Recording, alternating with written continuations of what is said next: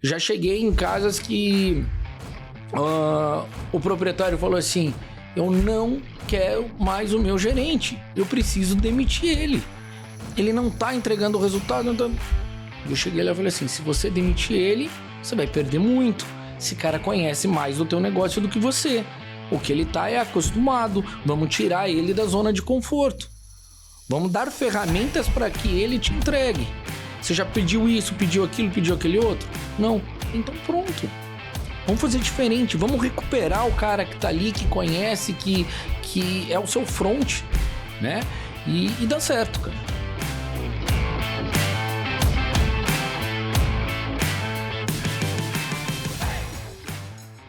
Boa tarde, fala fera, beleza? Estamos começando mais um, qual? 41 episódio do nosso podcast aqui na Brasel, da região metropolitana de Campinas. Cara, eu adoro os títulos que o Lucas coloca, do caos à consistência. Eu vou falar com o Diego, que é chefe consultor funcional, e a gente vai falar de várias coisas. O que é uma gastronomia funcional, cara, o que você faz num processo de consultoria, e aí a gente dá dica para você que está no caos. Sair e começar a tocar teu restaurante, ter lucro, ter rentabilidade, ter tempo com a família, que acho que é uma coisa que todo dono de restaurante sofre pra caramba. Então, cara, muito prazer te conhecer, tô te conhecendo ele hoje. Muito prazer, Diego, seja bem-vindo. Obrigado. Prazer ter você aqui na Brasel. E bora lá, você tava me contando um pouco, e uma coisa super interessante, o Diego veio do varejo, tava comentando, a gente deve ter se cruzado no grupo Pão de Açúcar lá no começo dos 2000. E, cara, veio parar em consultoria em bares e restaurantes. Retoma um pouquinho da história aí pra gente, que é muito interessante. É isso aí. Caí de paraquedas, me apaixonei e foi aonde eu encontrei meu Ikigai aí. Consegui trabalhar com aquilo que me dá prazer. Legal. Que me traz um faturamento que eu tenho que pagar a conta e que ainda leva alguma prosperidade para quem tá consumindo. Legal. São 10 anos aí na área de gastronomia, algumas especializações, como você falou, a minha formação profissional de consultoria vem com a bagagem do varejo. Foram 8 anos de Grupo Pão de Açúcar, eu acho que o varejo é escola. Absurda. Não tem, eu sempre até falei para vocês, nunca indico ninguém para o varejo e nem o varejo para ninguém, mas é uma escola que todo mundo deveria ter. E aí, quando eu iniciei na gastronomia 10 anos atrás, voltei a estudar, entendi que era necessário, fui fazer curso de cozinheiro, fui fazer algumas pós-graduações em gastronomias em áreas específicas e recentemente, há 3 anos, fiz uma virada de carreira novamente, fiz uma especialização em gastronomia e nutrição funcional. É isso aí. Não, legal. E você estava falando do cair de paraquedas, o cair de paraquedas é interessante porque você foi resolver de fazer um almoço para 250 pessoas, porque, cara, quem tava te chamando, que era teu tio, né? Meu tio. Teu tio, pô, você cozinha bem, então bora fazer esse negócio para mim. E acontece isso com muito empreendedor no setor. Cara, o cara cozinha bem, de repente, cara, eu vou virar dono de restaurante e descobre que cozinhar bem em casa não tem nada a ver com ter um restaurante, ter uma operação de alimentação fora do lar, né? Não. Conta um pouquinho aí dessa... E aí? Que aí depois virou food truck, pra gente começar nosso papo. Não tem nada a ver, cheguei e me deparei com algo assim que era totalmente novo, era totalmente diferente, por isso que eu falo, eu não investi em uma consultoria, então eu tive que estudar muito, dei muita cabeçada, aprendi na raça nos primeiros meses, e aí entendi, eu falei, não, eu preciso de ajuda, preciso estudar, e aí que eu voltei a estudar, porque é um mercado promissor, mas que tem uma linha ali, que um deslize que você dá para você recuperar o risco é alto. O risco é muito alto. Ele remunera bem para quem opera bem, mas se você operar mal, você tem um risco muito grande, né? Muito grande. Você trabalha direto, de certa forma, com a saúde, né, de quem está consumindo você. Você tem que ter na tua cabeça que você está entregando prazer. Comer é uma necessidade, é vital, mas ele está ligado ao prazer também. Você está entregando o prazer. E poder agregar saudabilidade nesse processo todo é algo incrível. Não, fenomenal, fenomenal. A gente já vai falar um pouquinho de gastronomia funcional, mas, cara, hoje você é consultor, você tem um food truck, Mas hoje o teu principal ponto é você sentar com o dono de restaurante que está com certas questões que precisam ser resolvidas e você ajuda esse cara a mapear o processo tá sendo feito de uma maneira que não está dando resultado, vou falar do caos, e trazer esse cara para uma consistência que o cara comece a operar e ter resultado. É isso. Cara, e a gente falou um pouquinho antes de chegar, né? O problema é que quando o cara levanta a mão para pedir ajuda, ele já tá no fundo do poço tomando porrada. Como que a gente conta pro dono de restaurante quais sinais ele percebe? Cara, isso aqui tá acontecendo, eu precisava ter pedido ajuda ou precisaria correr atrás de resolver isso, porque nem sempre a gente percebe que o negócio não tá legal. Que sinais que você vê num restaurante, num bar, que, cara, se esse cara precisa de ajuda? Como consultor, eu falo que assim, a gente está trabalhando a cada jantar que você faz, a cada novo lugar que você conhece, a gente está trabalhando. O dono de restaurante, ele só percebe que realmente ele precisa de ajuda quando mexe no bolso. Perfeito. Mexe ou faturamento ou resultado, que é mais importante. Você pode ter um restaurante aí que vende por mês 500 mil e vira no vermelho. E tá né? consumindo caixa. Tá, não, eu já cheguei em restaurantes que eu falei assim, qual que é o seu CMV hoje? O cara me olhou com cara de isopor e respondeu assim, eu faço tudo na mão. Eu falei assim, ok, mas qual que é o seu CMV? Eu entendi que estava em uma saia justa, eu falei assim, você não calcula o custo da tua mercadoria vendida? Ele não sabe o que é um CMV. Ele não sabe o que é CMV. É o prata, é o cara que desenvolveu o negócio dele, estava dando certo, e em um determinado momento ele perdeu a mão. Tem muita questão do ego do proprietário buscar uma consultoria. É meu, eu vim fazendo até agora e estava dando certo, eu não preciso de ninguém. Mas quando mexe no bolso, a pessoa começa ou o movimento cair. Hoje em dia temos ferramentas de feedbacks, né? Muito importantes, que são indicadores de desempenho. Tem, né, avaliações que você consegue fazer em várias plataformas. E isso é um termômetro. Isso mostra a tua operação. Então, o proprietário ele só descobre que ele precisa da ajuda de um consultor quando mexe no bolso. Quando ele está no caos, né?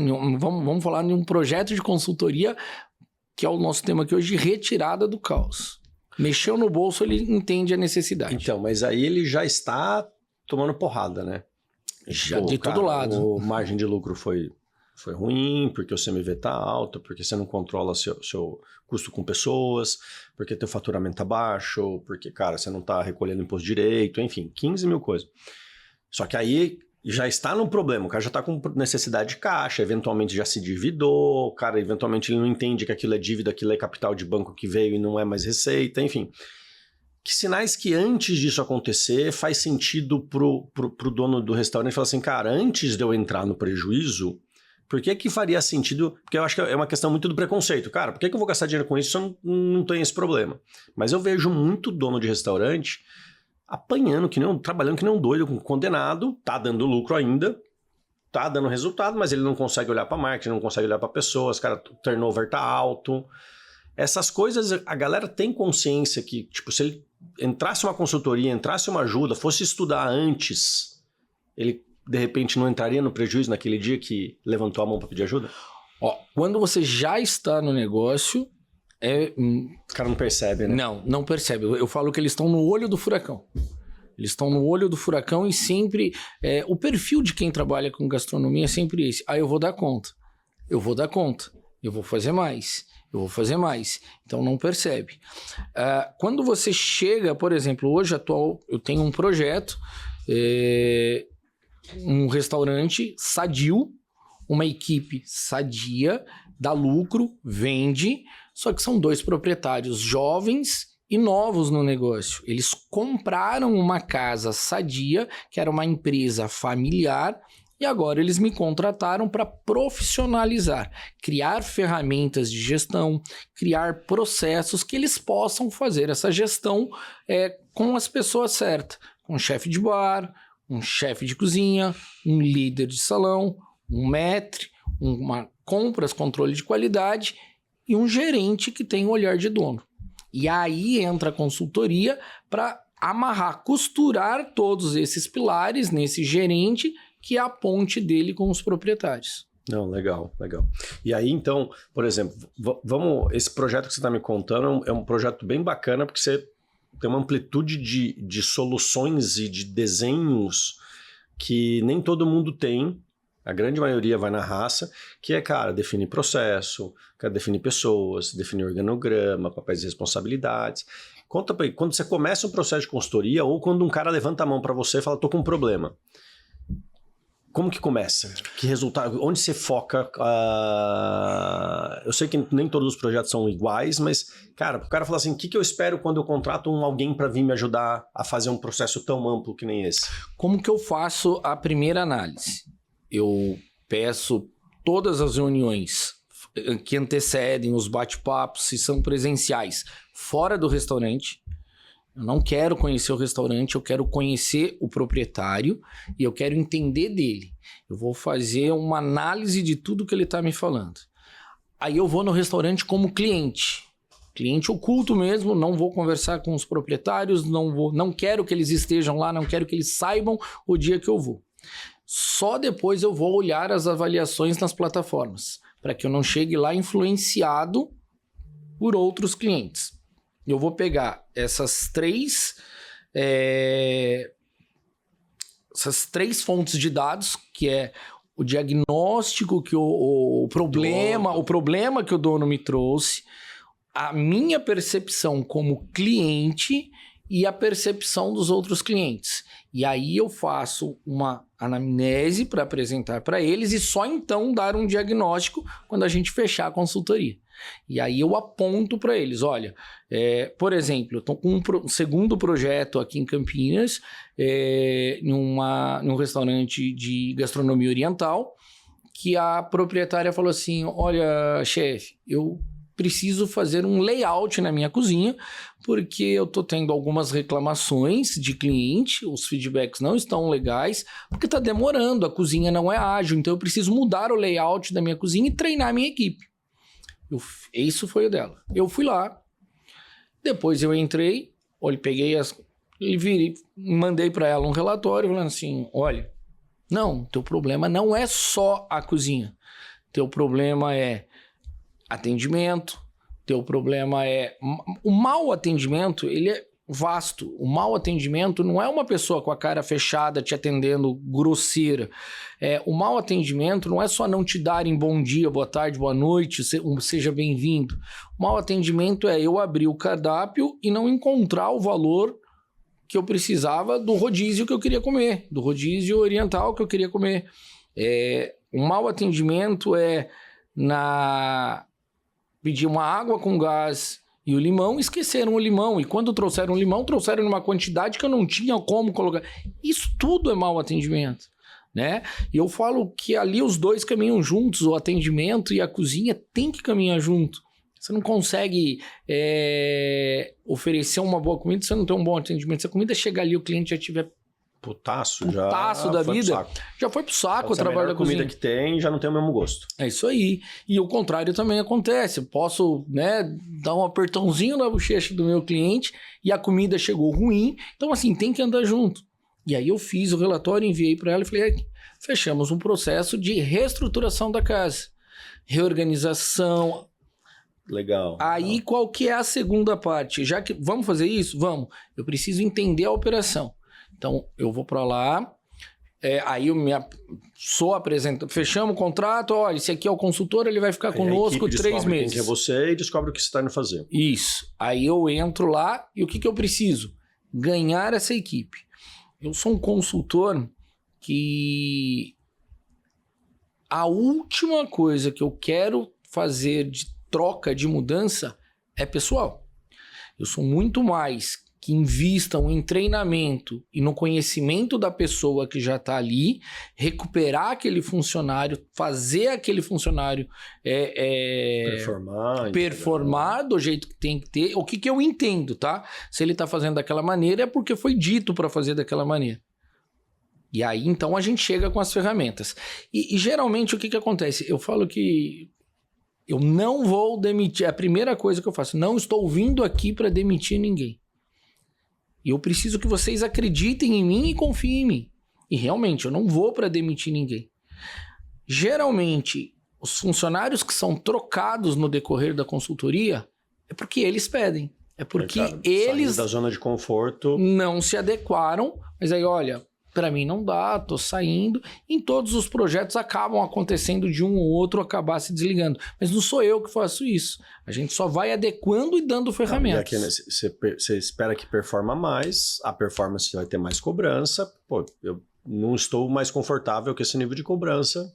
Então, no final das coisas, você acaba limpando um pouco a casa de uma maneira mais humana. Vamos até colocar como seleção natural. Tipo, você não tá feliz aqui, não tem problema. Mas aqui, agora, a regra é essa que funciona. É isso. É uma seleção natural e acaba saindo. Cara, legal. E, Diego, deixa eu perguntar uma coisa pra você. Você falou, a gente tava falando um pouquinho de Pão de Açúcar lá atrás, né? E consultoria é sempre assim, né? O que o contratante traz de primeira demanda, o meu problema.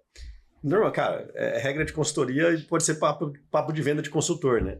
Mas de 0 a 10 vezes, quantas vezes o cara acerta? Nenhuma, né? Não. Então, cara, contando pra você, você acha que seu problema, de repente, é conciliação de fluxo de caixa? Você acha que seu problema é o tempo da entrega da comida oriental? Buraco é mais embaixo, bicho. Você tá vendo um pedaço que é o que você tá sentindo, mas, cara, aquilo lá pra tá acontecendo tem um caos ali, né? Eu falo, quando você tá no meio do olho do furacão, você não consegue ver as coisas que estão rodando à sua volta. O consultor que chega, ele tá de fora do problema. Ele tá de fora do problema. Então ele consegue avaliar tudo. Eu falo que os meus filhos sempre vão comigo, né? Então me acompanham e eu escuto o que eles falam. São crianças, são clientes. A visão do cliente é diferente da minha. Às vezes é uma coisa simples que eu tô tentando implantar e meu filho fala, pai, eu pensei, eu queria tal coisa. Eu falo assim, eu ouvi e ele tá de fora, ele não tá olhando o problema. A minha filha fala, nossa, pai, eu fui em tal restaurante, vi tal... Porque é uma visão diferente, é uma visão de quem tá de fora. Então, o papel do consultor é justamente esse, você chegar de fora e olhar. Eu até brinco que desenho animado, como tá tendo uma confusão, você vê uma nuvem de coisa acontecendo ali e aí no desenho do Papaléguas... Ele saía pra fora e olhava o coiote ali. É isso que acontece. Quando ele sai, o coiote continua lá no redemoinho. O consultor, ele tá de fora, olhando o que tá acontecendo e consegue enxergar coisa que o próprio proprietário não vê. Já cheguei em casas que o proprietário falou assim, eu não quero mais o meu gerente, eu preciso demitir ele. Ele não tá entregando o resultado, então... E eu cheguei lá e falei assim, se você demitir ele, você vai perder muito. Esse cara conhece mais do teu negócio do que você. O que ele tá é acostumado. Vamos tirar ele da zona de conforto. Vamos dar ferramentas para que ele te entregue. Você já pediu isso, pediu aquilo, pediu aquele outro? Não. Então pronto. Vamos fazer diferente. Vamos recuperar o cara que tá ali, que conhece, que é o seu front, né? E dá certo, cara. E nesses casos... Que ferramentas que você leva pro dono de restaurante? Cara, que processos, que estruturas que você começa a ajustar no restaurante, no bar, que começa a fazer esse processo de ajuste funcionar? Cada caso é um caso. A gente tem que olhar qual que é a prioridade. Eu falo que é como um carro que está com os 4 pneus furados e o motor para fundir. Não adianta nada eu arrumar um motor que eu não vou ter como sair com o carro dali. Então, primeiro eu troco os pneus, com ele capengando eu vou até a oficina fazer um motor. Eu tenho que ter uma prioridade. Então, cada caso é um caso. Tem caso que o restaurante tá vendendo bem e não está atingindo a margem necessária. Então, eu vou fazer um trabalho direto com controle de estoque, CMV e cozinha. Revisão de ficha técnica, muitas das vezes criação de ficha técnica, né? Não tem, né? Não tem padrão, padronização. Tem um restaurante que eles estavam servindo um carpaccio para 2 pessoas com 500 gramas de parmesão em cima. Ah, mas é a fartura. E o cliente jogava fora, porque ninguém consegue comer meio quilo de parmesão, sendo que você pediu o carpaccio.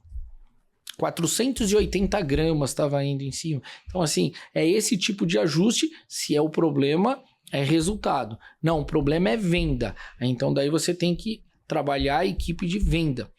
Eu falo que triste o gerente ou o dono de restaurante que olha para a equipe de atendimento como garçom. Você tem que... O garçom, ele é a visão do cliente. O cliente chama um garçom. Você coordena um vendedor. Né? Você tem que fazer com que o cara venda o teu produto. Então você não pode ter o teu garçom como garçom. Você só vê um garçom quando você é o cliente. Quando você é o proprietário, você tem uma equipe de venda. E ali também é algo a dosar, porque vamos ser humano, né? Eu não quero vender aquilo, só aquilo que me dá lucro. Eu preciso vender aquilo que me dá lucro, que o meu cliente quer. Não vou querer empurrar um filé para um vegetariano ou uma muqueca de caju para um cara carnívoro, né? Então eu tenho que ajustar o que o meu cliente está buscando com aquilo que vai me dar lucro e fazer uma venda sutil. Me incomoda muito como cliente, como pai, e eu sempre levo isso para minhas consultorias.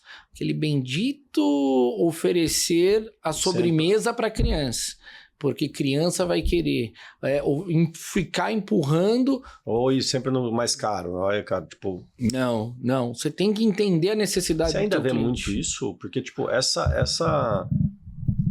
esse approach, né, essa pegada agressiva do garçom das antigas, que tinha bastante, eu tenho sentido menos.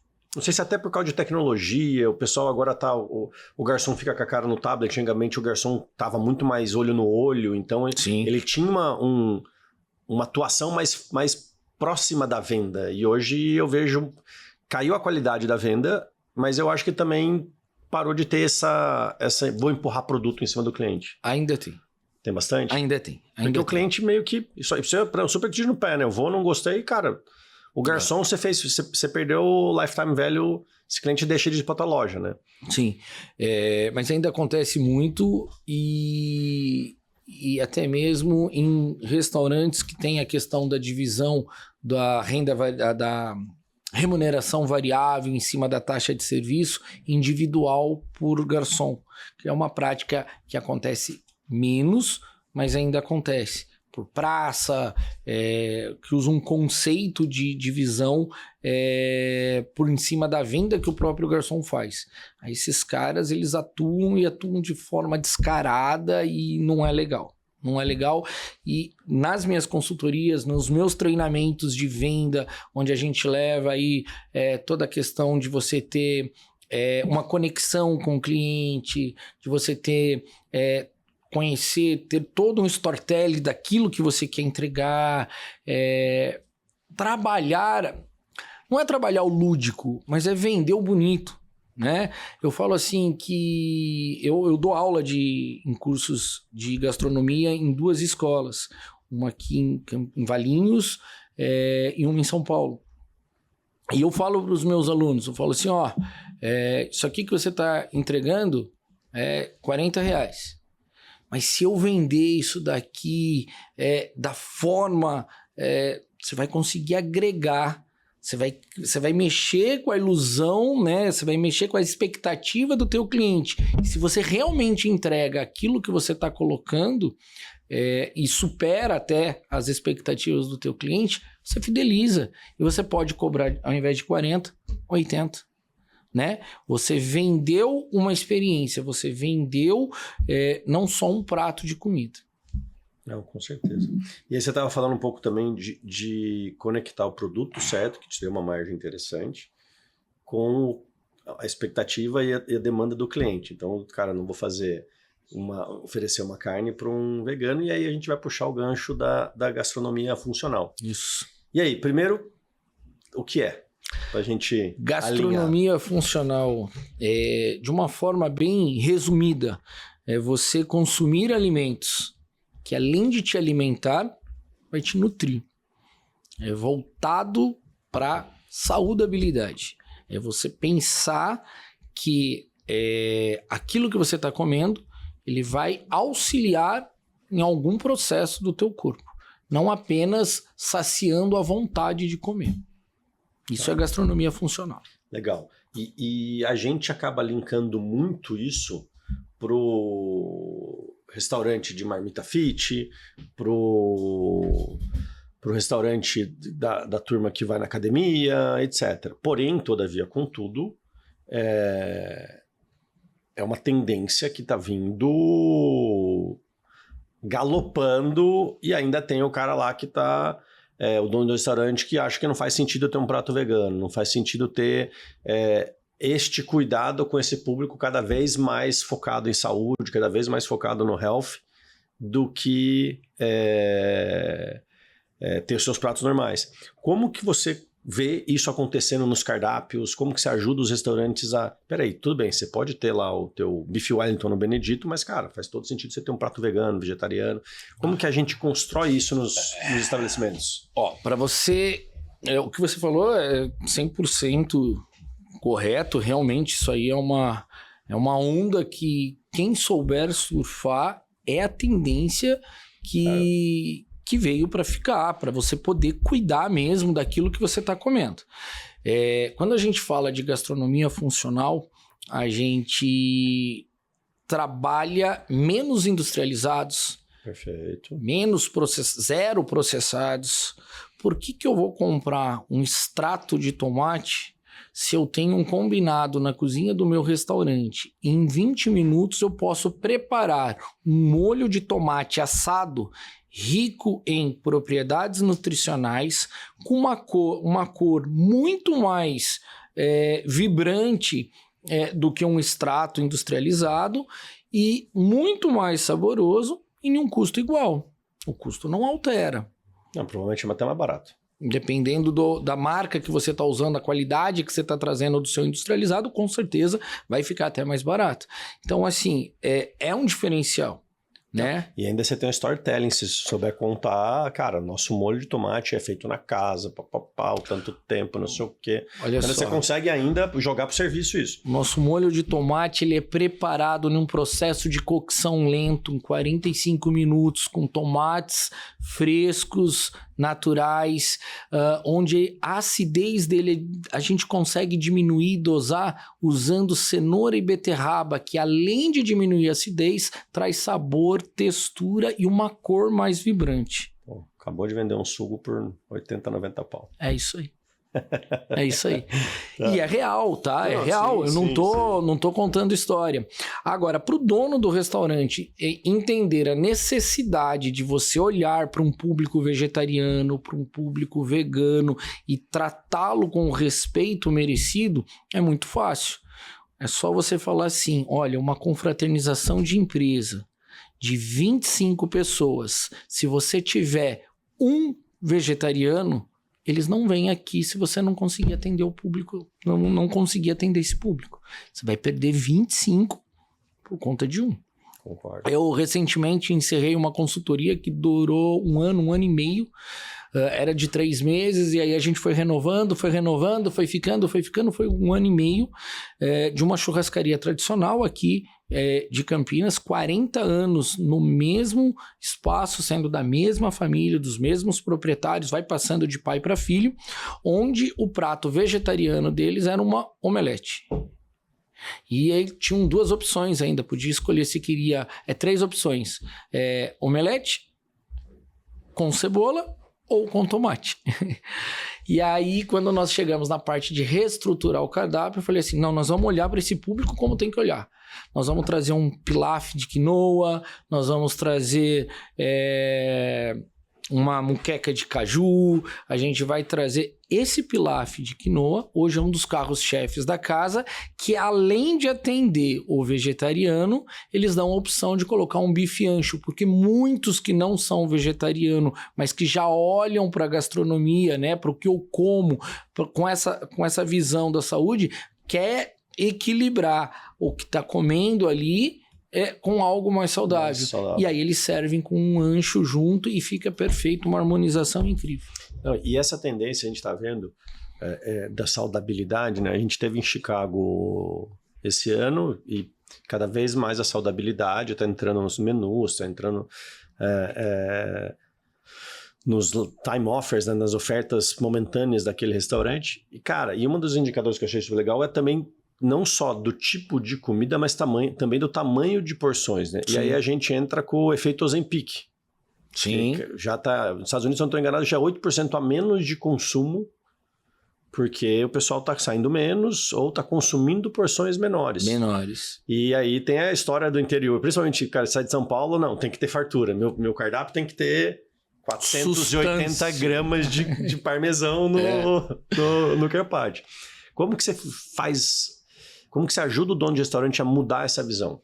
A entender que isso, cara, vai acontecer e, eventualmente, ser pioneiro nessa mudança se atrai mais cliente. Aí já entra numa questões mais técnicas gastronômicas, de gastronomia, dentro que é você conseguir harmonizar aquilo que vai trazer a saciedade também, né?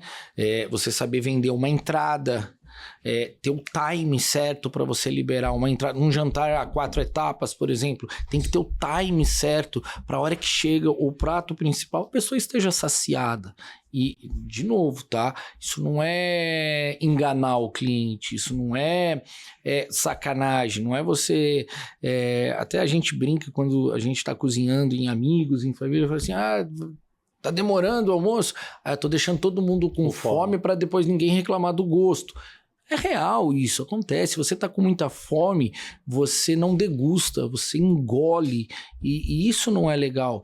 Dentre as aulas de gastronomia funcional, tem uma aula em específico que eu adoro dar, que a gente prepara tudo, prepara uma mesa linda e a gente faz todo um trabalho de degustação, a gente fala sobre mindful, de você poder mentalizar o que você está comendo, sentir a textura, sentir o sabor e de novo, tá? Você comer olhando para a gastronomia funcional, você praticar gastronomia funcional, você não vai comer ração, você não vai virar vegetariano, você não vai abrir mão daquilo que você gosta de comer, você só vai preparar aquilo com respeito primeiro ao alimento, entendendo as porções e podendo ter prazer na harmonização do que você está degustando.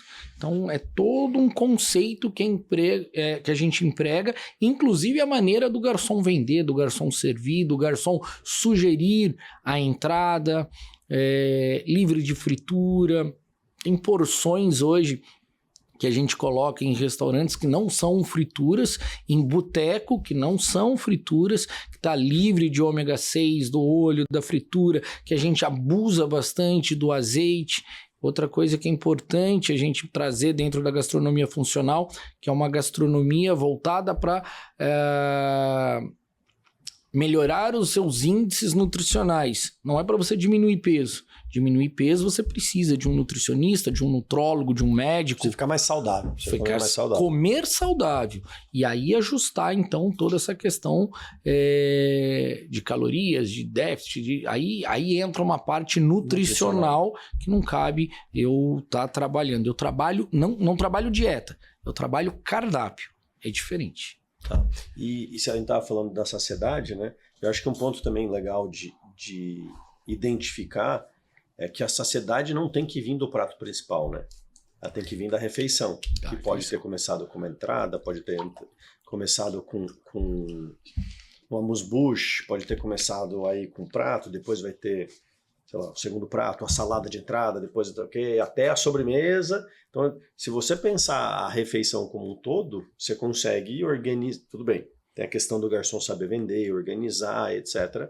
Mas é um ponto interessante. Tem alguns lugares que você vai que o prato parece pequeno, mas se você fizer o course inteiro, você sai, cara, você tá comendo demais, e na realidade não foi, porque, cara, a refeição foi se construindo com cada um dos pratos da refeição. Né? É isso. É o conceito de você ter o prazer do início ao fim.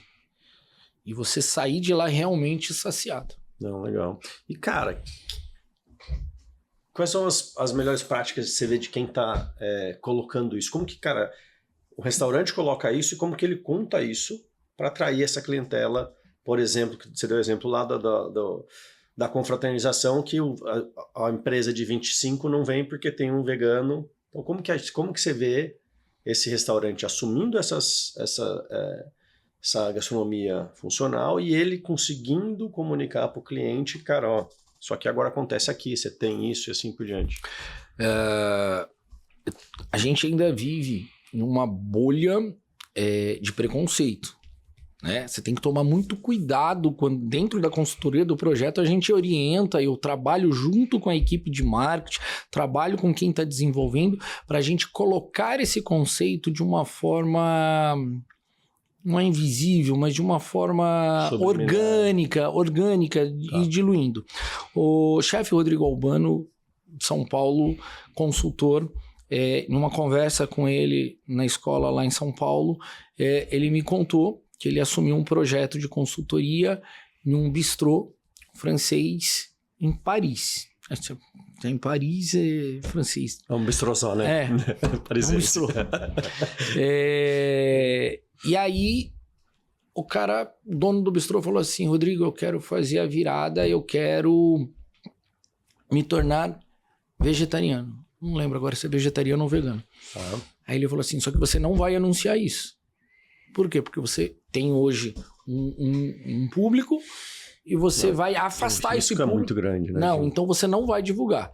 Você vai colocando isso aos pouquinhos e você vai falar reestruturação da casa, novo cardápio, um chefe brasileiro assinando a gastronomia francesa. Criaram todo um storytelling daquela consultoria e venderam. Quando a casa tinha emplacado já com 15, 20 dias de reservas e mais reservas e filas de espera, soltaram uma nota com um crítico que tinha ido lá falando assim, e eu me atentei que o cardápio não tem proteína mas a virada do cardápio inteiro não aconteceu. Aconteceu. Então, tipo, da noite pro dia não tinha mais...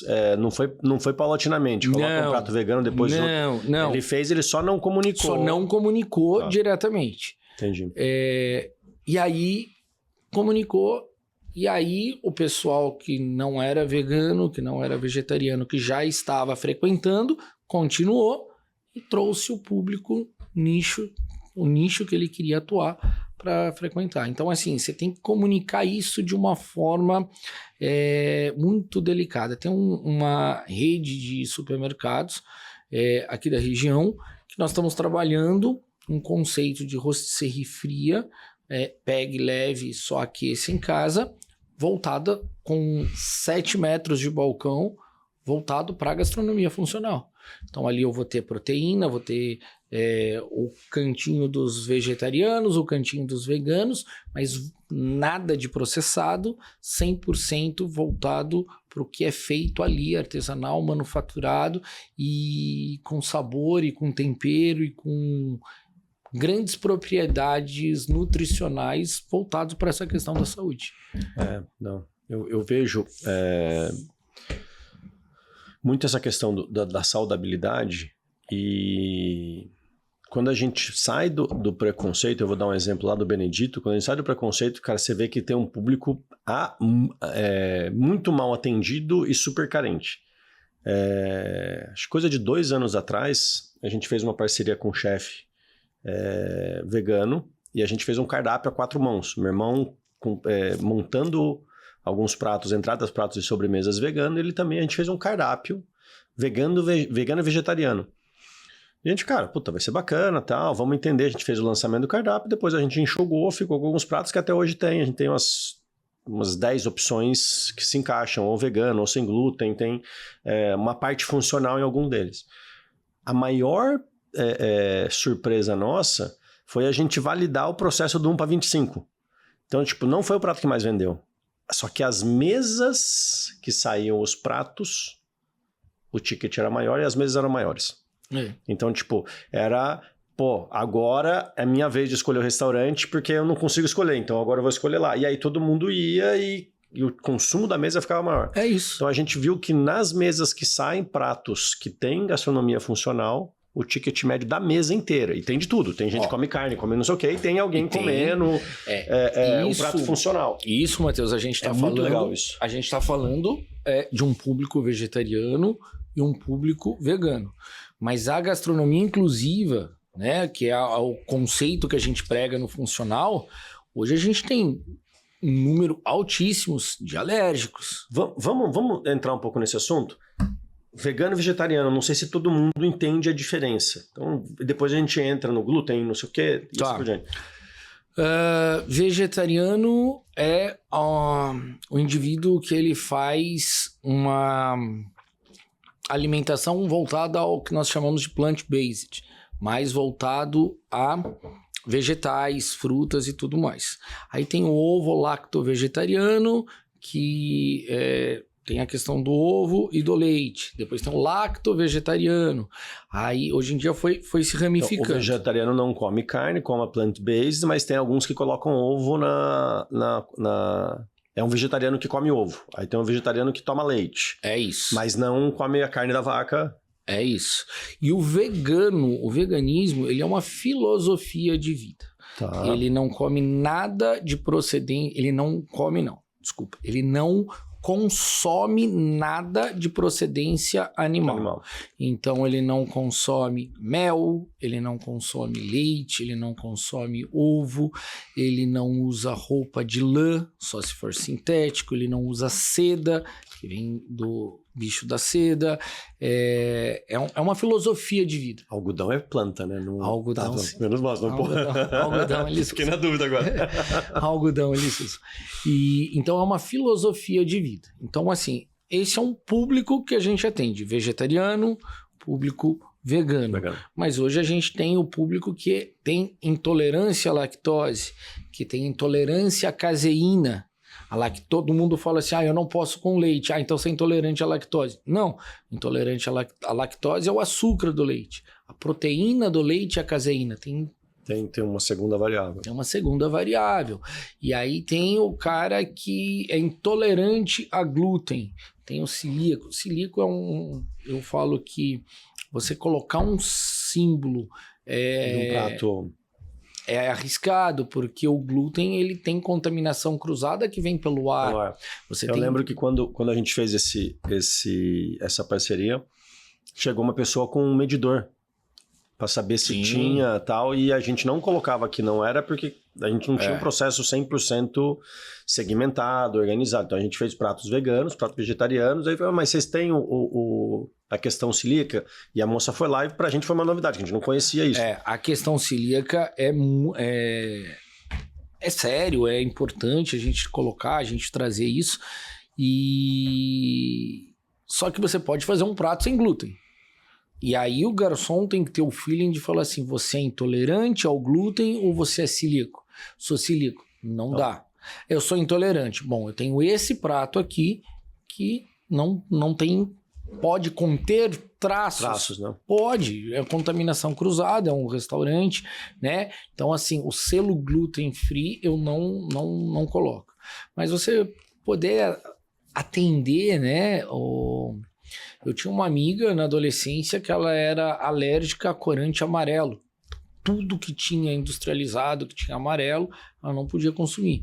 E cada vez é maior o número, né? A gente vem tendo traços, mudando traços genéticos, que cada vez a gente tem um número maior de alergias. Estatisticamente está acontecendo pessoas com mais restrições alimentares. Cada vez mais tem... Isso é um fato interessante. Tem um estudo da Universidade de Coimbra que já liga, um estudo de caso que já consegue ligar a quantidade de uma determinada região onde tem maior índice de nascimento de crianças com aspecto autistas ao consumo de processados e ultraprocessados. Então, assim, a alimentação de uma gestante hoje, antigamente é assim, ó, tô grávida, não come nada cru, nada mal passado, não toma bebida alcoólica e não fuma. Não, hoje não é mais assim. Olha, você está gerando uma vida, então o que você está consumindo?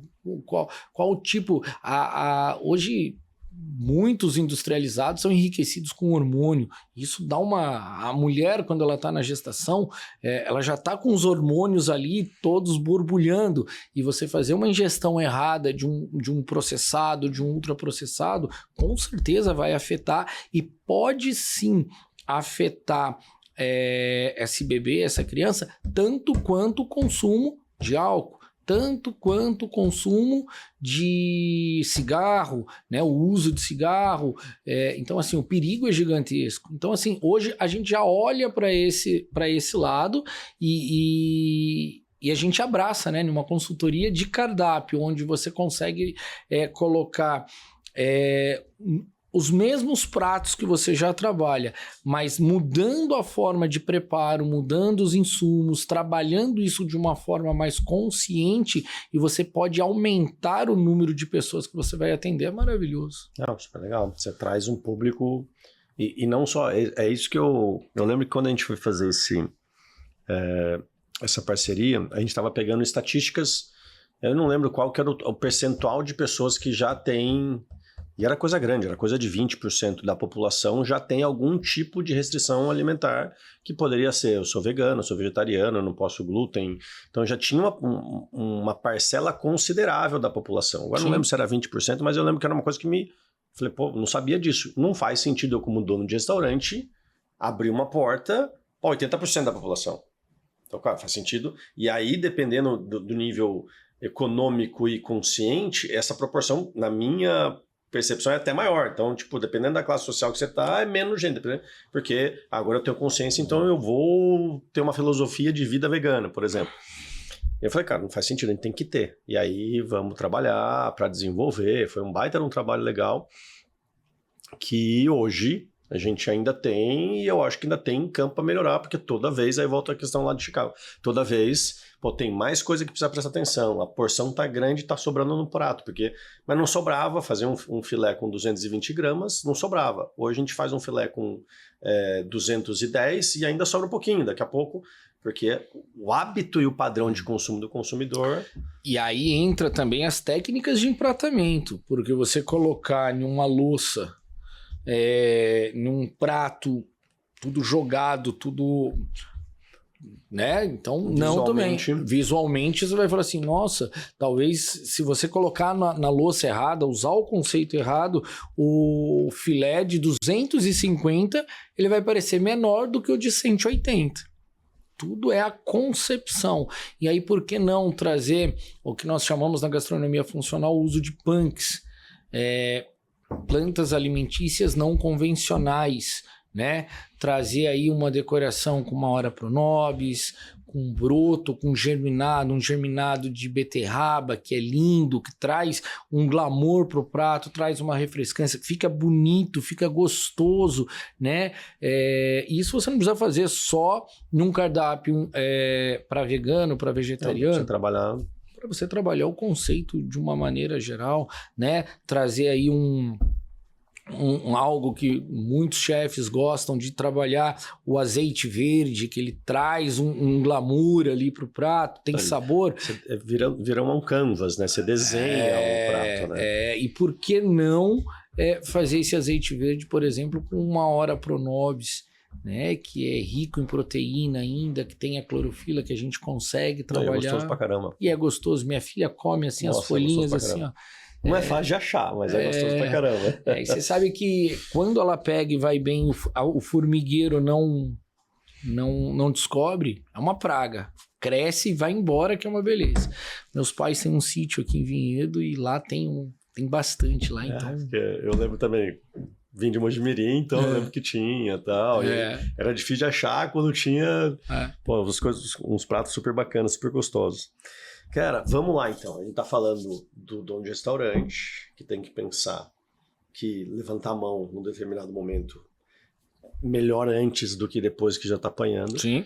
E a gente tá falando também de novo perfil de consumidor e transformar isso num novo perfil de restauranteur.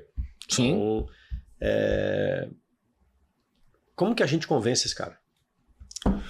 Bom, a gente tem que convencer, primeiro, dados estatísticos, que é como você falou, questões de... Não adianta, estatística é real, né? São dados, é o perfil de consumo. E você começa com pequenas mudanças. Vou mudar aqui. Lá na churrascaria... Por isso que eu perguntei do cardápio do restaurante francês. Me virou tudo de uma vez ou, cara, eu coloco um prato, depois eu coloco... Por exemplo, reajustar tamanho de porções. Ontem eu estava em São Paulo num evento com o Dino, do Dom Brejas, que é um bar aqui de Campinas. E meu irmão tá dando uma consultoria de cardápio no restaurante dele. E ele tá falando, puta, Matheus, eu tenho um problema porque bar em Campinas, o cara quer sustância. Quer coisa. E aí volta a porção com 5, 6 pedaços, volta não sei o que com tanto. Só que, Matheus, se eu boto menos, o cara reclama. E aí a gente ficou pensando, cara, será que faz sentido já dar uma paulada e mudar tudo? Ou, cara, muda uma, depois muda outra, depois muda outra. Cara, eu sei que não deve ter uma regra, mas são dúvidas que o dono do restaurante vai ter. Você tem que conhecer o teu cliente.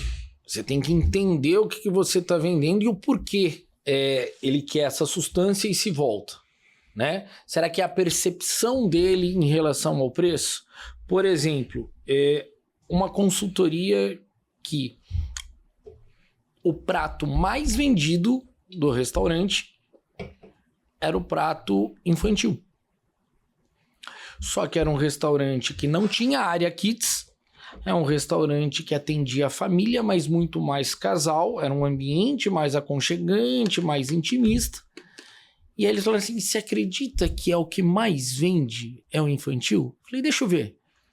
Mas cacete, isso aqui serve duas pessoas crianças. Não, serve 2 adultos e é o preço barato. E é o preço menor. Então assim, você não está vendendo o outro, não é porque o prato é bom, é porque é o preço. Então o teu cliente, por mais que seja um restaurante elitizado, esteja num lugar elitizado, ainda você tem o cliente que busca preço. Então é a tua percepção de preço. Você não pode parecer o mais barato. Então o que nós vamos fazer? Nós vamos mudar o empratamento, nós vamos mudar a louça. Eu vou colocar agora isso com um desenhinho, com uma boquinha, atrativo para a criança, para que se o cara chegar... organizar a porção, porque é uma porção vamos organizar para o tamanho de uma criança e vamos fazer com que esse prato tenha cara de criança. Para se eu sair com a minha namorada e chegar lá, ela ficar com vergonha se eu pedir aquele prato para ela e chegar um sorrisinho ali. Sorrisinho. Foi uma sacada. Entendeu? Então, assim, eu vou deixar esse prato com cara de criança. Não, mas então eu vou perder esse cliente. Você tem aquele restaurante que coloca, né? Somente crianças podem pedir. Aí de vez em quando aparece lá no grupo do Brasil. Pô, o cara pediu, eu não sabia. Aí fica numa saia justa. Mas que eu acho chato também. Chato pra caramba. Eu acho chato, né? Hoje em dia a gente tem uma parcela da população que é bariatricada, que tem um consumo menor. Então também eu não posso querer que essa pessoa que tenha feito uma cirurgia, que é impossibilitada de comer, compre um prato. Então tudo bem comprar. Eu não vejo problema vender, mas eu tenho que adequar. Sim. Mas olha só, esse cara que foi lá com a namorada e que ele era acostumado a pedir o Kids e que hoje ele vai passar vergonha, se eu não tiver outro no mesmo valor que era o Kids, é um mau atendimento. Sim. Eu estou atendendo mal o meu cliente. Se eu já sei que ele vai lá por conta do preço, mas eu não quero que ele coma aquele prato, porque aquele prato é para criança, eu tenho que desenvolver no cardápio algo que seja similar àquilo que ele tinha no Kids, mas com, né, o preço ajustado e que eu faça ele se sentir bem. Eu, de novo, acolhi esse meu cliente, direcionando ele para comer algo que ele queira comer, algo que está dentro da percepção de preço dele. Então, o que eu vou fazer? Eu vou ajustar o tamanho desse prato, eu vou ajustar o tamanho das porções para a realidade do valor dela e para aquele público. Mas aquele público que quer entender, que quer ter a percepção de fartura, ele vai ter outro na mesma proporção, de modo que eu use as ferramentas, empratamento, forma de apresentação, que seja adequado e que não volte. muito triste voltar coisas da mesa e você saber que não é por má qualidade, é por exagero, por excesso. Então, tudo a questão de ajustes, de adequação. Mas também um kids que serve 2 adultos tá um pouco... Eu não sei se você me vê nesse prato, tava bem saudável, né? Apesar que o kids é mais tranquilo, né? Cara, vamos falar um pouco de consistência. A gente falou do caos à consistência. E uma das grandes dificuldades que eu vejo, ou que pelo menos eu escuto, é que, cara, o consultor vem, ele me ajuda, muda uma porrada de coisa. Eu tenho um debate filosófico com vários ex-consultores que agora são mentores e tem escola de gastronomia, e o dono do restaurante vai lá e faz 3 dias de imersão, e o insight vale a grana que você investiu, enfim. Acho que tem público para tudo. Mas uma das coisas que a gente vê é que, se o cara passa por uma consultoria ou vem com esse sangue nos olhos depois de um momento desse, algumas coisas ajustam, mas muito das coisas que ajustaram se perdem ao longo do tempo. Como que o cara mantém isso? Então, eu vim, fiz um processo, revisei o prato kids, a gente organizou, só que o cliente fala, eu queria prato kids. Aí o garçom, cara, mas não tem jeito de fazer só um prato kids para esse aqui E eventualmente esse cara perde essa consistência. Como que ele mantém isso? Como que a consultoria não perde valor ao longo do tempo e aumenta valor ao longo do tempo? Aí a gente volta algumas casas. Lembra o primeiro dia que eu cheguei, que eu abracei a equipe? Perfeito. São eles que vão manter. Eu tenho que ter ali algumas peças-chaves, eu tenho que ter principalmente o gerente, o coordenador, o cara de arrimo ali, que está segurando, que está sustentando, que tenha comprado a ideia. Todo final de consultoria é muito difícil, porque você cria um vínculo com a equipe, você cria um vínculo... Então, qual que é o processo que eu uso? É o desmame natural. Eu vou lá 2 vezes por semana. Eu vou 1 vez por semana. Eu vou a cada 15 dias. Eu vou 1 vez no mês. E assim, a gente encerra a consultoria em 3 meses, 4 meses, 5 meses. Mas o vínculo a gente permanece, mantém e sempre tem... troca mensagem, sempre tá lá. Mas o cara que tá ali no front que tem que comprar a ideia. Isso que você falou assim, não dá pra fazer só hoje. Eu tinha um caso em um dos restaurantes... Porque acontece bastante, né? A cidade pequena... Tira o prato do cardápio, só vende um por mês. Quando o cara volta, eu queria o prato. Né? Fazia 2 anos que não tinha mais o prato e o juiz da cidade foi lá pra comer esse prato. O gerente parou a operação da cozinha e mandou ir buscar um insumo que não tinha mais e fazer o prato, e avisou ele, o juiz, que ia demorar um pouquinho, mas que ia atender ele. Falta de jogo de cintura. Olha só, o rapaz, meritíssimo, não sei como que é o tratamento com ele lá, com ele a paisana, mas infelizmente eu não tenho mais esse prato. Mas ele é muito importante para casa. Esse cliente, ele é muito importante para casa. Ok, infelizmente eu não tenho mais esse prato, mas eu tenho esse novo aqui, que hoje é por minha conta. Eu faço exatamente isso. Eu quero que você prove com uma condição. No final você me dá o teu feedback. E o feedback desse cara tem que ser importante e tem que ser levado em consideração. Isso não é só uma estratégia de venda. Isso não é só um jeito de você agradar o teu cliente. É ele que vai comprar a próxima vez que ele vier. Aqui, esse daqui agora vai ser o teu novo prato predileto. Aqui. Me ajuda a construir essa nova versão do nosso cardápio. Pronto, você já ganhou o cara, você não fudeu com a estratégia da tua cozinha, com a operação da tua cozinha, você consegue fazer o negócio acontecer e ganhou o cliente para você. Jogo de cintura. Eu tive isso com o Divino, que é o nosso maître. Ele, não, Matheus, mas tá o cliente, toda vez que ele vem, ele só come esse prato. Eu falei, cara, então você vai oferecer um prato de graça pra ele. Outro prato. Esse prato não vai ter. Não, mas não, é pra você dar o prato. A gente não tem mais, eu queria que você experimentasse este prato. O cara, você sabe mais ou menos como o prato que ele gosta, então você sabe os outros pratos que também tem um paladar próximo que o cara vai gostar. Eu dito, e aí? Cara, adorou. Pronto, mudou de prato. Simples. E eu falo que eu mantive o cliente, tratei bem e, cara, meu investimento foi um prato. Um prato. Um cara que é um prato frequente. Aí, Matheus, eu falo que antigamente eu falava assim, o brasileiro gosta de ter uma vantagem. Não, é o ser humano gosta de ter uma vantagem, e não é uma vantagem errada, é de ter um mimo. O ser humano, ele gosta de entender, de ser bem tratado e entender que ele ganhou algo a mais. Poxa vida, imagina esse cara agora sabendo que o prato que ele não... Ele ganhou um prato que agora passou o seu dele, e ele ainda deu o predileto dele, ele deu o feedback dele, e isso foi levado em consideração. A próxima vez que ele chega lá e fala assim, ó, lembra que o senhor falou que tinha azeite demais? Já pedi para reduzir. Isso é a percepção de um gerente, de um maître, de um cara que realmente tá no lugar certo. Bacana, legal. Uma última pergunta antes da gente ir para a dinâmica do Lucas aqui.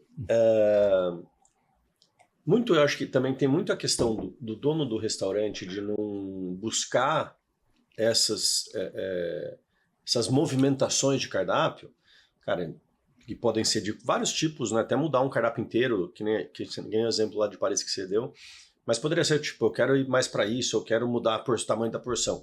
Normalmente o dono de restaurante, e aí eu tô pegando um exemplo meu, que é muito próximo, meu irmão é chefe de cozinha também, então tipo, ele fala, pô, mas peraí, isso aqui é meio que meu filho. E aí fica com um receio de mudar e não conseguir identificar.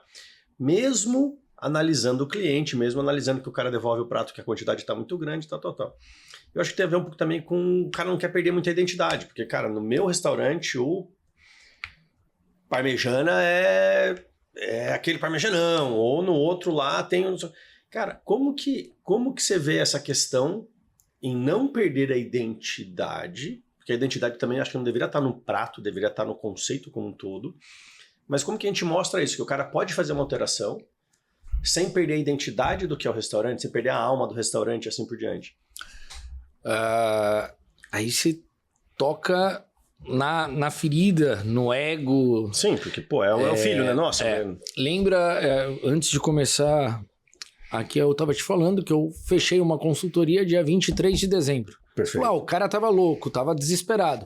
Tava. Ele tinha um chefe de cozinha há 30 anos, 35 anos, 33 anos, seu Joaquim tava lá, chegou pra ele e falou assim, vou me aposentar. Cara, não surtou. tinha uma ficha técnica naquele restaurante. Não tinha uma receita.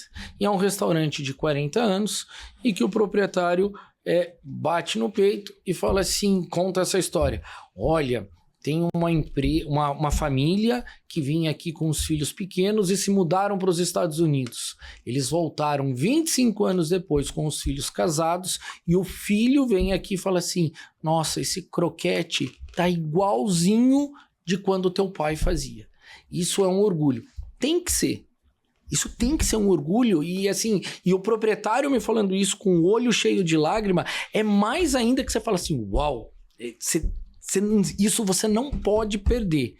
Mas o que você tem que entender que a dinâmica mudou, que os filhos desse cara, que agora são os netos, né, do cliente mais velho, não vão querer esse croquete. Né? Ele vai poder ter esse croquete, mas você tem que ter algo ali para atender. A mudança tem que acontecer, a modernidade tem que acontecer. Você não pode perder a essência. É esse aqui o teu carro-chefe? Nós vamos adequar a porção, vamos adequar o empratamento, mas isso vai manter. Você não vai perder a essência do lugar, você vai ter que fazer com que o cliente entenda que o clássico tá ali, o tradicional tá ali, mas o contemporâneo tá junto, tá do ladinho. Eu acho, uma vez eu estava tendo essa discussão com o pessoal aqui da Brasel, que é muito também da maturidade da tua clientela, né?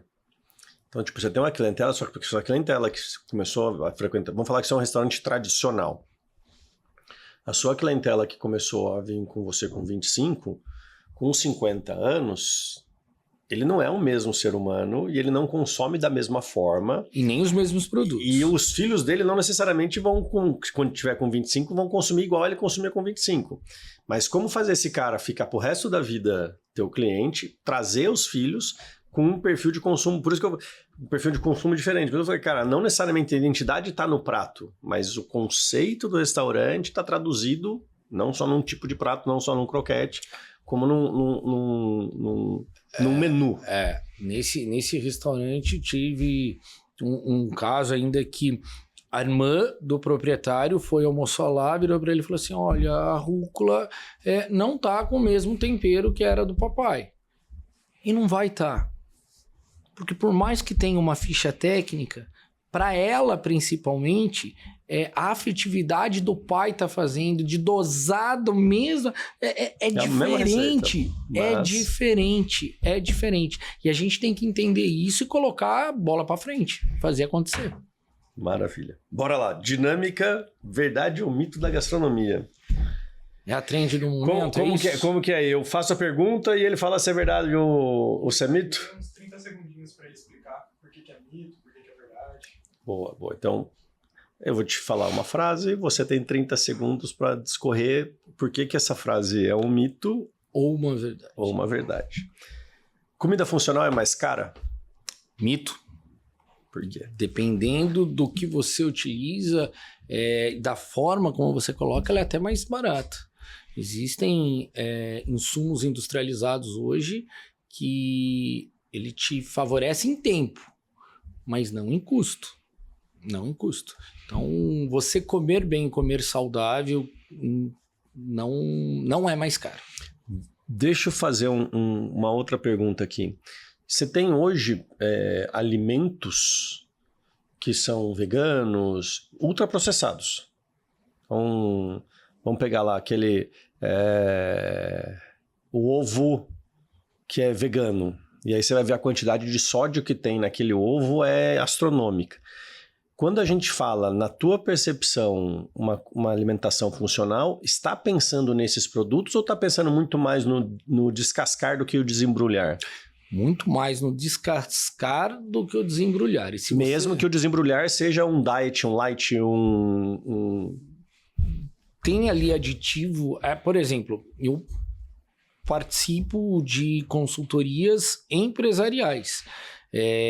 Já participei de um projeto para Tetra Pak, por exemplo, para a gente desenvolver alguns pratos que sejam envasados na embalagem longa vida, mas que a gente utilize 0 amido, 0 conservante, 0 corante, 0 aromatizante, né? Para você poder trabalhar aí essa questão de um conceito de comida de verdade, mesmo que processado. Mas isso é uma linha de produtos que eu nem sei nem quem é o fabricante disso daí. A gente fez esse projeto para embalagem, para envasador, então é um outro nicho, né? Mas que você busca também essa questão de trazer a saudabilidade para aquele produto industrializado. Desde que mundo é mundo, se vendem gato por lebre, né? A gente conhece padarias que vendem pão sem glúten, com glúten. Mas é que ele não fica tão bonito quanto... Então vamos colocar um pouquinho. Então tá errado, né? Hoje em dia a gente já tem órgãos reguladores que brigam por isso, né? Pão integral. Quantos por cento esse pão é integral? Hoje se assusta. Você comprava um pão integral, hoje você vê que ele é 15% integral, né? Então você ainda tem que fazer um aditivo de fibras ali. Então, já foi fechado, já tem casos de empresas que vendiam produto vegano que usavam produtos de origem animal. Né? Então, tem que ter toda a questão da confiabilidade, da rastreabilidade, do poder que essa empresa tem, dessa marca tem no mercado.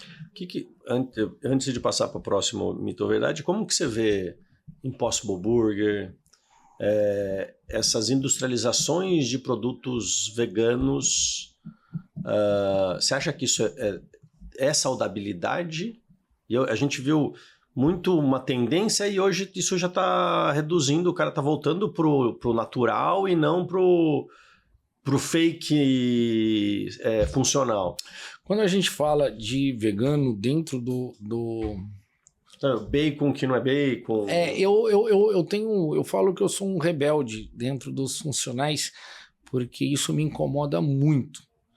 Muito. Você fala assim, olha, vou fazer tem um leite de amêndoa aqui que... Não, é um extrato de amêndoa. Leite é de origem animal. O clássico, vou fazer um brigadeiro de biomassa de banana que fica... Não, é um doce de festa com cacau, que ele pode ser até mais gostoso do que um brigadeiro, mas o brigadeiro ele tem que ter o leite condensado, ele tem que ter o chocolate ao leite, ele tem... Não tenta enganar o seu cérebro, né? Não tenta... eu falo que assim, você vender para um vegano um bacon de cenoura... Cara, não, eu não quero que pareça bacon. Se eu sou vegano e luto pela causa animal... Pô, é uma cenoura caramelizada. É uma cenoura defumada, uma cenoura que é até mais gostoso do que um bacon, se for o caso. Não tô colocando se é certo, se é errado. Assimilar as duas coisas eu acho ruim. Você tem uma visão mais purista nesse princípio, né? Sim, sim. Nos seus cardápios você coloca, por exemplo, um Impossible Burger... desses tipos de processado, ou você prefere não? Não tem nada que é uma... Eu falo que na gastronomia hoje em dia você faz uma receita, deu errado, você fala que é uma releitura. Você desinformou, ficou feio, é desconstruído, né? Desculpa que o pessoal coloca. E eu não faço essas associações. Eu faço um pilaf de quinoa. Ponto. Eu faço uma couve-flor, grãos de couve-flor. Não é arroz de couve-flor. Arroz é arroz, couve-flor é couve-flor. Então eu jogo a real. E coma, prove e não faça assimilação com outro alimento. Não, legal. Bora pra próxima. Padronizar mata a criatividade na cozinha? Mito. É necessário você padronizar. Se o cliente ele vai lá e ele só come aquele prato, é porque toda vez é o mesmo prato. Ele sabe que ele vai encontrar. Agora assim, o seu criativo tem que ser para criar. E você só é bom mesmo porque criar é muito fácil. Manter o padrão da sua criação e perpetuar aquilo que é difícil. E tem eu lembro pré-pandemia, a gente fez uma palestra com o pessoal do Sebrae. Esse índice eu acho que até reduziu um pouco. Mas o Sebrae tinha uma estatística que você não repete metade dos restaurantes, ou era 70% dos restaurantes que você só foi uma vez e nunca mais vai voltar. Então, hoje eu acho que até um pouco mais, que a gente acabou indo em mais lugares, né? Mas aquele restaurante que você foi numa viagem, você não volta. Aquele restaurante que você saiu do seu caminho de trabalho, você não volta. Então, a gente traduzindo isso, é um ser humano de padrões, de rotina. A gente se sente confortável tendo uma rotina. Você acorda e tal. Na hora que você sai da rotina, você fica meio perdido. Para onde que eu vou? A padronização faz isso pro cara escolher teu restaurante. Porque, cara, eu sei porque eu vou comer aquele prato, que eu senti aquele sabor. Então, se você tem padronização... Você consegue fazer o cliente fidelizar o negócio, o cliente, né? Com certeza. E tem a questão também da memória afetiva, né? Cara, que realmente eu voltar para aquela minha situação de conforto padronizada que quando eu comi eu senti esse negócio, né? E a questão da padronização também, a gente tem... É que aqui a gente está levando para o lado da criatividade. Mas se a gente pensar do lado empreendedor... Pô, aí é 100%. Não existe um punhado... Né, que você vai lá e coloca. Existe 150 gramas, 50 gramas, né? Porque um punhado vai depender muito do do tamanho da mão da pessoa, né? E vai depender também do bom humor, né? Eu lembro, até um abraço pro Bruno, do Cansei de Ser Chefes, Bruno Salomão. Ele foi sous-chefe nosso quando a gente abriu o restaurante. Ele foi aluno do meu irmão de gastronomia. E o Bruno é, cara, um mestre churrasqueiro.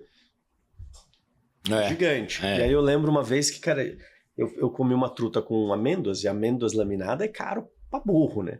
Mas, nossa, sobrou, do mesmo jeito que sobrou o parmesão, sobrou amêndoas. Aí eu falei, cara, não, é um punhado. Eu falei, não, para. Aí a gente... Um punhado de quem, né? Não, porque aí potizou, não. Então tem um potinho que fica lá, cara, é um potinho, passa a reguinha, pá, e aí aquela tamanho da porção, tudo né? Certo, é o padrão. E não é por isso que vai estragar o criativo do cara.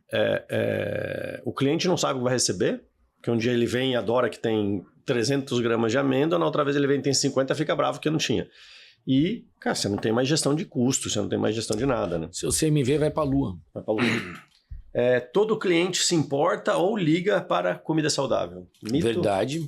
Todo cliente? Todo cliente. Verdade. Sério? Ainda tem a turma do...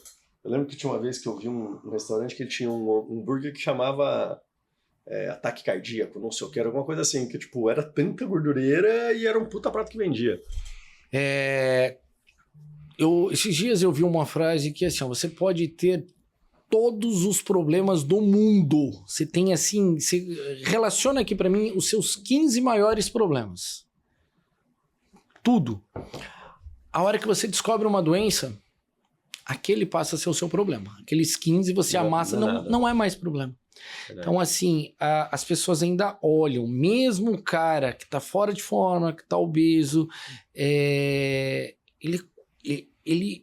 se importa. Ele pode ter um momento de indulgência, mas ele se importa. Isso não que para esse cara vai ser o decisivo para tomar a decisão, vai ser o ponto-chave para tomar a decisão de ir num restaurante ou outro. Mas sim, ele se importa em comer algo mais saudável. Ele vai comer esse podrão cheio de gordura e tudo mais. Mas ele vai buscar balancear em alguma outra coisa. Vai ter um peso na consciência ali. Ele tá se importando com aquilo. Vai ter um peso na consciência. Então é verdade. Restaurantes pequenos não precisam de uma gestão estruturada. Mito. Você Cara, abriu... Se todo mundo pequeno começasse já organizado, cara, o nível de mortalidade do nosso setor ia ser muito menor. Se todo pequeno começasse com uma consultoria... Eu recebi... A minha irmã me indicou um amigo dela que vai abrir um container, uma hamburgueria em um container, e ele está buscando algo... Ele falou assim, olha, eu quero algo simples, prático e inovador. E aí buscou a minha consultoria, buscou toda essa... É pequeno o lugar dele, ele está começando pequeno, vai trabalhar com 3 pessoas, mas ele já quer uma consultoria. Ele já quer começar com fluxograma de cozinha, com layout correto. Nossa, não tem nada pior do que você montar uma cozinha, ela fica linda, você vê que não funciona. Estamos batendo cabeça. Então, assim, por menor que seja, talvez o investimento em uma consultoria, em uma estratégia do teu negócio é menor do que o investimento no retrabalho, de refazer algo. Então, é mito. Independente do tamanho... Não, legal. Cara, muito bacana. Eu gostei desse aqui, viu? Mais legal do que o outro lá. O outro era muito Maria Gabriela, né? Gabi Gabriela, sei lá como chamava a moça lá. De frente com a Gabi. O outro era muito de frente com a Gabi. Não, muito legal. Cara, Diego, me conta uma coisa, bicho. O pessoal tá nos vendo. Como que eles conhecem teu trabalho? Como que eles te encontram? O cara tá na dúvida. Puta, eu não sei se eu preciso ter um consultor para me ajudar neste momento. Como que... Onde você tá? Instagram... Tem meu arroba. Momento aí. Jabá agora, viu? Desce a lenha. @chefe Diego Macan. Lá tem meu telefone, tem meu WhatsApp. Eu tenho uma equipe que trabalha comigo. Mas o Instagram sou eu que respondo. O meu WhatsApp sou eu que respondo. Se precisar ramificar ali na minha equipe, a gente vai enviando, vai colocando as pessoas no projeto. Mas o negócio é comigo, eu faço questão de estar ali, de atender o meu cliente. Essa semana veio um pessoal de Capitólio para conhecer uma casa aqui que já acompanha o meu trabalho pelo Instagram, e a gente já se falou algumas vezes. Vieram aqui, conversaram com alguns. Eu sempre indico, né? Eu falo que nada melhor do que quem é teu cliente para te vender, te vende melhor do que você. E então eu sempre indico, Matheus já foi meu cliente, já fiz um processo, conversa com ele, não manda mensagem, liga. E é isso, eu acho que essa é a melhor estratégia. Hoje em dia a gente tem a rede social que você vê, mas depois que inventaram a rede social, tem muito unicórnio, muito rinoceronte que se acha unicórnio, porque tem um chifre na testa e coloca um filtro, né? Tem muito rinoceronte aí que não é o unicórnio todo que vende. Então, a rede social é para me encontrar, mas o meu trabalho, o meu portfólio é aqueles projetos que eu já fiz e que é meu maior divulgador. Legal, bacana. Então, ó, se você está procurando ajuda, além da Brasel, se você não é associado à Brasel, cria vergonha na cara e seja, porque aí você participa dessas coisas, tem encontros, tem um monte de coisa. Inclusive, a gente começa... Não, estamos no Bar em Bar até 30 de novembro. Então, se o seu bar ou restaurante está participando, cara, é isso aí, tem que participar. E para quem está nos assistindo que não é dono de bar restaurante ou até dono de bar restaurante que gosta de conhecer as outras operações, a gente está rolando Bar em Bar, vai dar nota no petisco, vai dar nota no drink, vai dar nota na cerveja gelada, vai participar, a gente tem vários prêmios, várias coisas que são legais de colocar a turma a se movimentar, ter uma competição saudável da turma, cara, vou criar prato novo, etc. Então, super bacana. Se você está precisando de alguém para ajudar, não espera você tomar tinta no mês e não espera teu faturamento arrebentar ou teu cliente começar a te xingar nas redes sociais. Cara, já senta, pensa, entende e vai conversar com quem pode te ajudar. Por exemplo, com o Diego, que pode ser um cara que te ajuda em vários momentos. Pô, Matheus, eu tô com uma grana curta, eu tô com não sei o quê. Pensa o retrabalho versus investimento e, eventualmente, cara, a gente tem um monte de material, tem podcast, tem um monte de coisa e na hora certa as coisas acontecem. É isso. Cara, mais algum recado pra turma aí? Então é isso. Muito bacana, Diego, muito prazer te conhecer, cara, super legal a conversa, papo gostoso. Flui numa boa, puta, muito legal mesmo. E parabéns pelo trabalho aí que tá fazendo com a turma, que o dono de bar e restaurante é um cara que vai na raça.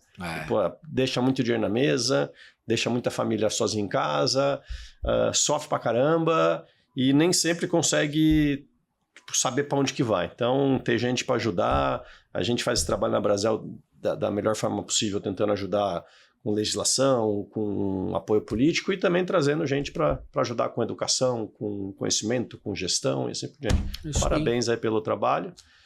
Gente, bora voar e não vai ter... agora não tem encontro de negócio, a gente tá no final do ano que vem volta os encontros de negócio.